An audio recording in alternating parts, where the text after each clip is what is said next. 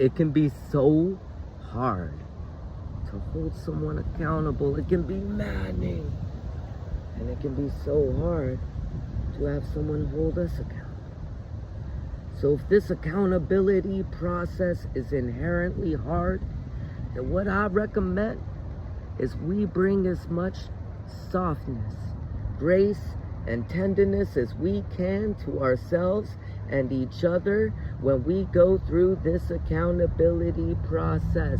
I recommend that in alignment with harm reduction philosophy, we do our best to keep our nervous systems regulated and keep ourselves and each other chill, because the accountability process naturally is going to tickle our shame triggers, and we naturally, when triggered, are going to want to elevate and activate our nervous system. But when we do that, as we've discussed before in these videos, it is really hard to have conflict resolution, especially authentic, healthy conflict resolution. So one bit of advice that I have as we engage in this accountability process is to do our best to go slow, to take our time before we speak and before we respond, because there's a space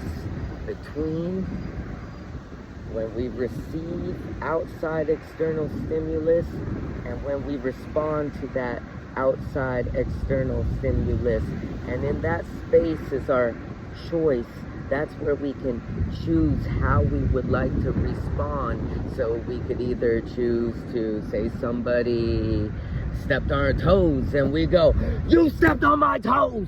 And if we do that, they're probably going to respond in a way that is like, "I mean, step on your toes, you stepped on my toes the other day." And now all of a sudden we are in this elevated, escalated game, and the only way to win that game is to overpower the other, but that doesn't create true conflict resolution.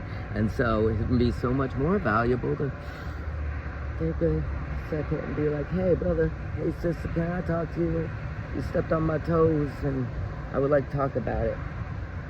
And likewise, if somebody says, "Hey, you stepped on my toes," because there's inevitably the time that we need to be held accountable too, just understand that it's okay.